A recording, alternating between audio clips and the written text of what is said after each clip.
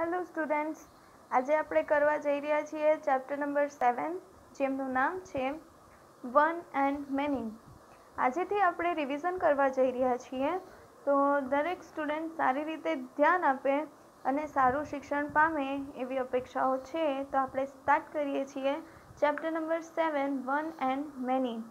જુઓ, આપણે છે ને અહીંયા તમને જો કોઈ એક વસ્તુ આપેલી હોય ને, તો એ જ વસ્તુને જો એક કરતાં વધુ પ્રમાણમાં આપી દીધી હોય તો તમે એને કેવી રીતે દર્શાવશો અને શું કહેશો એ આપણને આજે જોવાનું છે.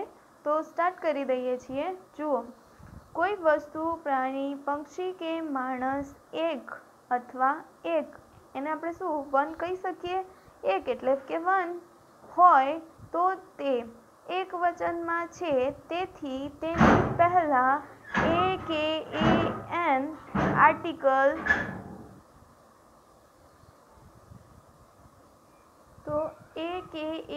આર્ટિકલ મૂકવામાં આવે છે. આગળ વધ્યા આપણે. તે જ વસ્તુ, પ્રાણી, પક્ષી કે માણસ એક એટલે કે વન નહીં, પણ એક કરતાં વધારે એટલે કે અનેક. જો કોઈ વસ્તુ એક હોય તો આપણે એને એક કહીશું અને એક કરતાં વધારે હશે તો એને આપણે કહીશું અનેક.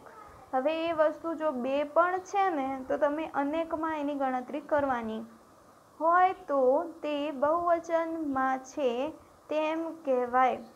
જો શું કહે છે કે કોઈ વસ્તુ એક જ છે તો આપણે એને એક તો કહી શકીએ, પણ એ જ વસ્તુ એક કરતાં વધારે હોય તો એને આપણે અનેકમાં લઈ લઈશું.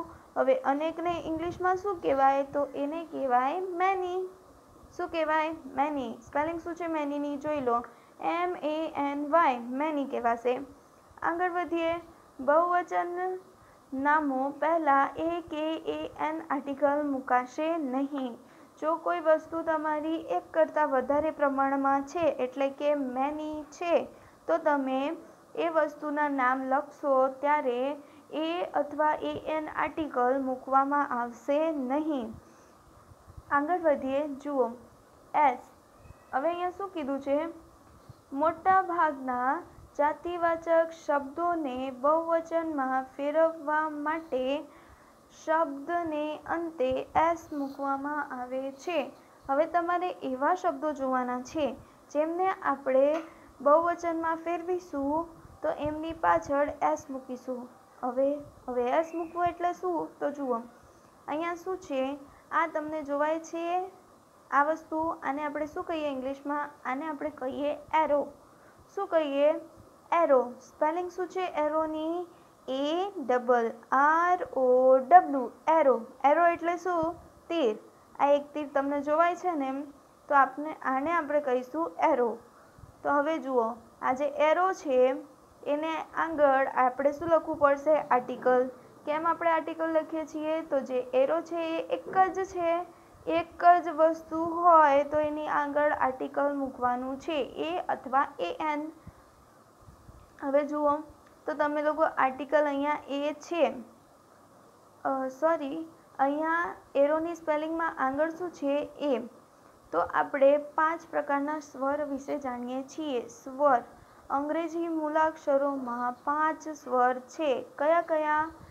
A, E, I, O, U. આમ કરીને 5 સ્વર છે. આ 5 સ્વર વડે જો તમારું કોઈ જાતિવાચક નામની શરૂઆત થતી હોય તો આર્ટિકલ એન મૂકવાનું. હવે જાતિવાચક નામ એટલે જાતિવાચક શબ્દ એટલે શું? તો અહીંયા જેમ લખ્યું છે ને, એરો, હેન, પછી dish, mango, book, pen, pencil, એ બધું જાતિવાચક નામમાં આવ્યું. અને એમાં જો કોઈ વસ્તુના નામની શરૂઆત થશે ને, તો એમાં A, E, I, O, U આમાંથી કોઈ પણ એક વસ્તુ આવી જાય ને, તો તમારે આર્ટિકલ એન મૂકી દેવાનું. અહીંયા મૂક્યું છે એન, તો એન, એરો. આટલું થયું. આપણે શું કરવાનું છે? વન તો થઈ ગયું કે એક એરો તો આપણે દર્શાવી દીધું. હવે એ જ એરો એક કરતાં વધુ પ્રમાણમાં હોય છે ત્યારે સૌથી પહેલાં આર્ટિકલ એ એન કાઢી નાખવાનું. તો અહીંયા જુઓ તમે, તો અહીંયા કશુંક આગળ લખ્યું નથી, તો નથી જ લખવાનું. એરો છે ARROW, પાછળ મૂકી દો એસ. તો તમે જ્યારે એરોની પાછળ એસ મૂકશો તો આ થશે એરોઝ, એટલે કે એરો, એરોઝ. એક તીર, એક કરતાં વધુ તીર, એવી રીતે. આગળ જુઓ, આ શું છે? તો આ છે હેન, સ્પેલિંગ HEN, હેન. તો હેનમાં આગળ શું છે? એચ. એચ આમાં છે નથી ને, તો કયો આર્ટિકલ મૂકશો? એ. તો આપણે શું મૂકી દઈશું? અ હેન. આટલું થયું. હવે એક કરતાં વધારે મરઘીઓ હોય તો આપણે શું લખીશું? Hens, HENS, hens. થયું. હવે આગળ જુઓ, તો આગળ આપણે જોવાનું છે કે જે જાતિવાચક શબ્દોના અંતે S, SS, CH, SH, X કે O આવે તો તે શબ્દોને બહુવચનમાં ફેરવવા ES મૂકવામાં આવે છે. કેવી રીતે તે જોઈ લો. જેમ કે અહીંયા લખ્યું છે અ ડિશ, સ્પેલિંગ શું છે? DISH, dish. એક જ રકાબી છે એવું અહીંયા કહે છે. તો આપણે શું કરીએ? અહીંયા જુઓ તો એક કરતાં વધારે દેખાય છે, તો આ બહુવચનમાં આવી ગયું. તો સૌથી પહેલાં શું કરવાનું છે? આર્ટિકલ કાઢી નાખો. તો અહીંયા નથી લખ્યું એટલે કાઢી દીધું. હવે ડિશ, DISH, ડિશ. અહીંયા પાછળની સ્પેલિંગ ચેક કરો, શું લખ્યું છે? SH. આપણે હમણાં જ અહીંયા નિયમ વાંચ્યું કે જો કોઈ જાતિવાચક શબ્દની પાછળ SH આવતું હશે તો એ શબ્દને બહુવચનમાં ફેરવવા માટે પાછળ ES ઉમેરીશું. કેવી રીતે? જુઓ, ES, ડિશિસ, DISHES, ડિશિસ. થઈ ગયું. આગળ જુઓ, અ મેંગો, સ્પેલિંગ જુઓ, MANGO, મેંગો, અ મેંગો. તો આ છે એક આમ. આ એક કરતાં વધારે થઈ ગયું એટલે કે આ મેનીમાં આવી ગયું.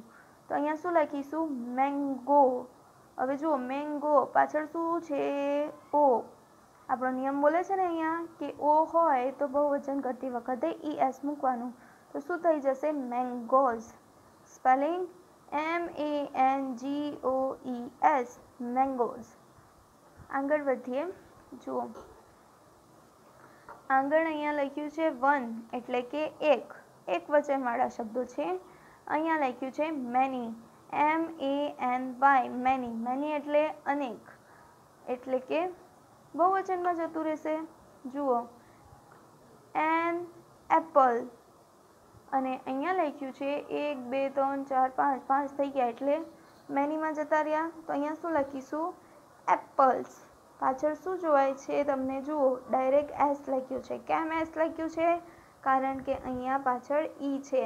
આપણો નિયમ ફક્ત એ જ જાતિવાચક નામ પર લાગુ પડશે જેમની પાછળ S, SS, CH, SH, X કાં તો O આવેલું હોય ત્યારે જ આપણે એને બહુવચનમાં ફેરવવા માટે પાછળ ES મૂકીશું. નહીં તો બીજા બધામાં આપણને શું મૂકવાનું છે? ફક્ત એસ. અને આર્ટિકલ એ અથવા AN કાઢી નાખવાનું છે. જુઓ, a car, a car, spelling CAR, car. તો અહીંયા એક કરતાં વધારે જોવાય છે ને, તો અહીંયા શું લખીશું? કાર્સ. પાછળ શું છે? આર. અહીંયા આર આવે છે? નથી આવતું ને, તો આપણે શું લખી દઈશું? એસ. તો થઈ ગયું કાર્ડ્સ, CARS, કાર્ડ્સ. ત્યાર પછી જુઓ, આ શેનું ચિત્ર છે? તો આ ચિત્ર છે આઉલનો. સ્પેલિંગ શું લખ્યું છે? An owl, OWL, owl. તો અહીંયા 1, 2, 3, એક કરતાં વધારે થઈ ગયા એટલે શું લખીશું? જુઓ, પાછળ એલ છે. અહીંયા એલ આવે છે? નથી આવતું ને, તો આપણે શું લખીશું? Owl's, OWLS, owl's. ત્યાર પછી જુઓ, અ વોચ, WATCH, વોચ. અહીંયા શું છે? જુઓ, CH હોય તો અહીંયા તમને CH જોવાય છે ને, આ રહ્યું CH, તો શું મૂકશો? ES મૂકવાનું. સ્પેલિંગમાં શું પરિવર્તન આવશે જુઓ, WATCHES, વોચેસ. આગળ જુઓ, શેનો ચિત્ર છે? બોક્સનો. તો આર્ટિકલ મૂકીને લખવાનું અ બોક્સ, BOX, બોક્સ. અહીંયા શું લખશો જુઓ, વધારે છે એક કરતાં, તો શું લખીશું? બોક્સીસ. હવે મને એમ કહો કે અહીંયા ES કેમ લખ્યું? તો તમને ખબર હોવી જોઈએ કે આપણી પાસે નિયમ છે, એ નિયમ પ્રમાણે જાતિવાચક નામ છે બોક્સ અને એમાં પાછળ X આવે છે માટે નિયમ શું બોલે છે કે ES મૂકવાનું બહુવચન કરતી વખતે. તો થઈ ગયું બોક્સીસ. ત્યાર પછી જુઓ અ ગ્લાસ. સ્પેલિંગ શું છે ગ્લાસની? જુઓ GLASS, અ ગ્લાસ. તો અહીંયા શું છે પાછળ જુઓ ડબલ S એટલે નિયમ અહીંયા પ્રમાણે ES મૂકવાનું. તો શું થઈ જશે? Glasses, GLASSES, glasses. તો આ રીતે થશે. હવે આગળ આપણે વધી જઈએ. જુઓ, આગળ વધીએ એના પહેલાં ફરીથી એકવાર રિવિઝન કરી લઈએ. જુઓ, ડિશ શું છે અહીંયા? અ ડિશ, તો ડિશેસ. અ મેંગો, મેંગોઝ. પછી અહીંયા જુઓ an apple, apples. A car, cards. An owl, owls. A watch, watches. A box, boxes. A glass, glasses. થશે આ રીતે. તો અને આપણો નિયમ શું છે? તો ફરીથી જોઈ લો, SSCHSHXO. આમાંથી કોઈ પણ એક વસ્તુ તમારી જાતિવાચક નામની અંદર આવતી હોય તો એને બહુવચન કરવા માટે સ્પેલિંગમાં છેલ્લે ES મૂકી દેવાનું છે અને બીજા બધામાં ફક્ત S મૂકવાનું છે.